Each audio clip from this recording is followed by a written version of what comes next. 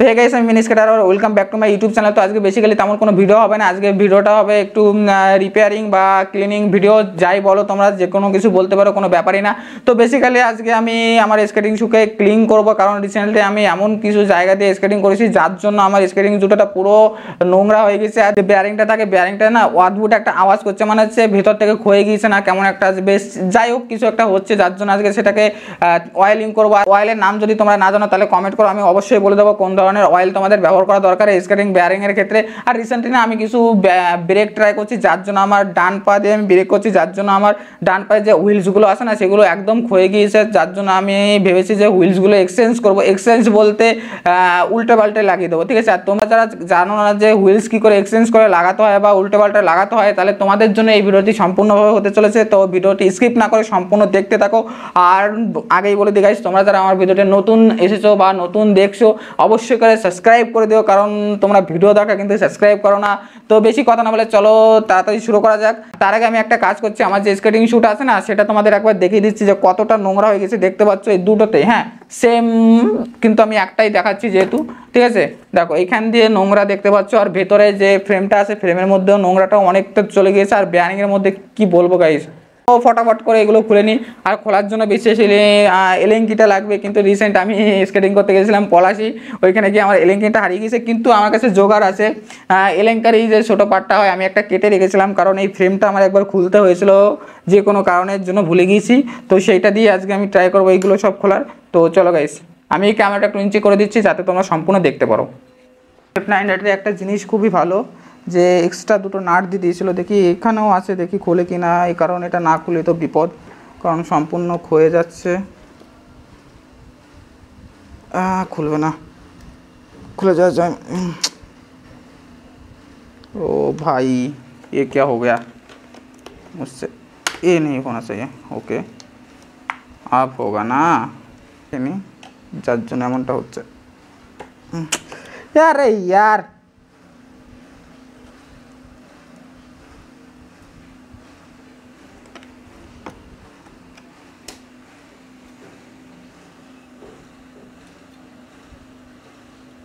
ऐसे मत करो यार, अब फिर से ये काटो, फिर से वो ये करो, वही ऐसा नहीं होता यार। ये क्या है यार, मजाक है क्या? के আগেকার পুরনো যে স্কেটের যে এলেঙ্কি আছে ওটা দিয়ে কাজ চালাতে হবে, কিছু করার নেই, ঠিক আছে।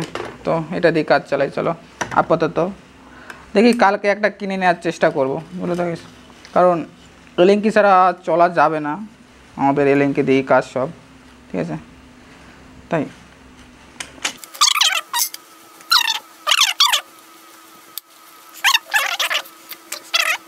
দেখতে পাচ্ছ গাইস অবস্থা,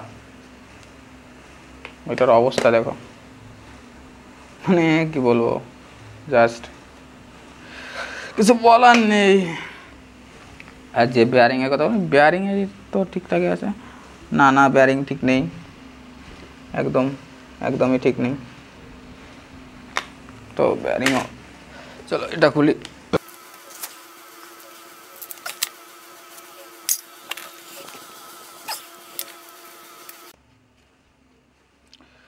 বাপরে খুব গরম পড়েছে বুঝলে তো, মানে যার জন্য না স্কেটিং ভিডিও করতে গিয়েও না এখন কেমন একটা লাগে বুঝলে তো, এত গরম পড়েছে না, পুরো বিশ্রী গরম।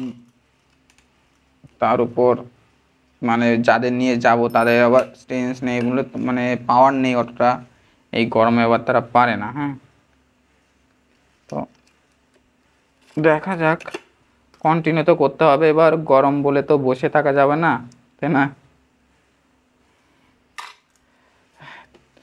তোমরা না অনেকে আমাকে কমেন্ট করেছো বুঝলে তো, যে প্রথম কি করে চালানো শিখবো সেই বিষয়ে একটা ডিটেলস ভিডিও, সেই বিষয়ে একটা ডিটেলস ভিডিও। তো আমি রিসেন্ট ভাবছি একটা ভিডিও দেব, তো কবে দেব সেটা ভাবতে হবে, কারণ এই গরমে না শ্যুট করতে যেতে না একদমই খারাপ লাগে বুঝলে তো, এই গরমে তোমরাও বুঝতেই পারছো, কারণ গরম তো সবারই লাগে না, ঠিক আছে। আর যদি একটু হালকা টালকা কোনো নয়েজ বা কিছু দেয় তাহলে সরি গাইস, কারণ আমি বড়লোক না, ঠিক আছে, যে নয়েজ দেবে না। আর এই পাড়াটা আমার বাবার কিনা না, তার জন্য সরি। যেদিন ভাববে নয়েজ আসবে না, সেদিন আমি বড়লোক হয়ে যাবো। হ্যাঁ, নয়েজ যেদিন দেবে না আমি বড়লোক।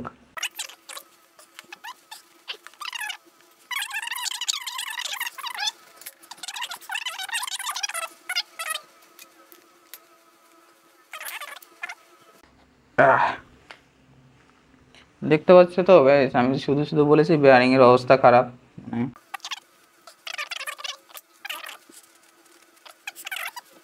তোমরা আবার কেউ যেন ভেবো না যে এটা যে সাইকেলে যে তেল দেয় সেই তেল, অবশ্যই না। এটা সাইকেলের যে তেলের যে ইটা থাকে, কৌটাতে থাকে, সেটা তেলটা হচ্ছে এটা। দেখো হালকা কতটা তেল। তো এই তেলের নাম জানার জন্য তোমাদের কমেন্ট করো, আমি বলে দেবো তেলের নাম, ঠিক আছে? তো তেলটা এখানে ভরে দিই। প্রথমে তো তেলটা ভরার কাজ করতে হবে। চলো বেয়ারিং খুলে নিই। তেলটার জন্য একটা বেয়ারিং খুললেই যথেষ্ট। তো বেয়ারিং খোলার জন্য সাধারণত এমন একটা এলিঙ্কি যেটা তোমাদের কাছে আছে, ওটা দিয়ে হালকা চাপ দিলে খুলে যাবে। বেয়ারিংটা হালকা হাতের উপর চলে যাবে। তো বেশি কিছু না, বেয়ারিংয়ে তেমন কিছু হয়নি মনে হচ্ছে, শুধু তেলটা নেই, যার জন্য এমনটা হয়েছে।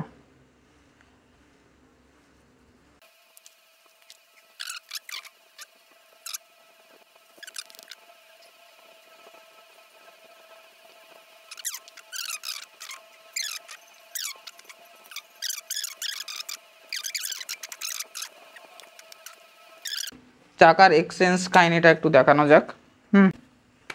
মেইন কথা হচ্ছে তোমাদের যে আমার তো মনে আছে কোনটা কোন পায়ে ছিল, ঠিক আছে? হ্যাঁ, এবার তোমাদের যাদের মনে থাকবে না তারা কিন্তু এই ভুলগুলো করবে না। হ্যাঁ, তারা কিন্তু সবসময় মনে রাখবে যে কোনটা কোন চাকায় ছিল, ঠিক আছে? মানে পেছনে পেছনে কোনটা ছিল, সামনে কোনটা ছিল, সেটা কিন্তু তোমাদের মনে রাখতে হবে। হ্যাঁ,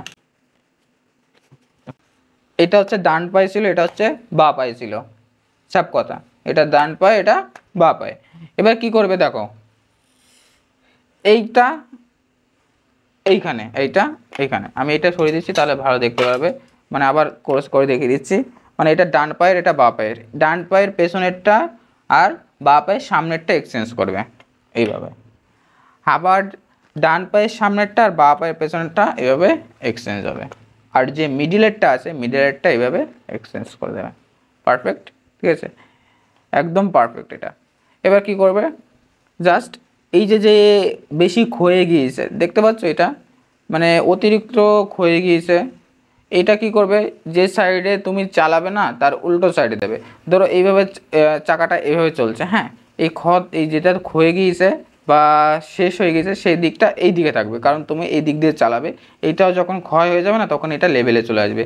সেম প্রসেস এইটার ক্ষেত্রেও, বুঝতে পারলে? এটা কারণ হালকা হালকা ক্ষয়ে গিয়েছে, এখনও আছে, যার জন্য এইভাবে মিক্সিং করে লাগাতে হবে তোমাকে লাস্টে, তাই তো?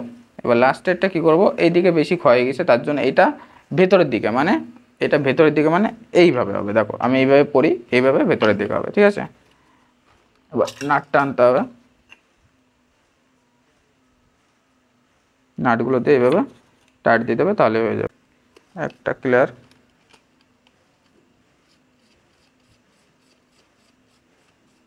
ওকে, দ্বিতীয়টা, এবার দ্বিতীয়টাও সেম, যে দাঁড় ক্ষয়ে গিয়েছে সেই দাঁড়টা বাইরে, ঠিক আছে? মানে যে দিকে শেষ হয়ে গেছে সেই দিকটা বাইরের দিকে রাখবে, ভেতরের দিকে রাখবে না। ওকে, চলো।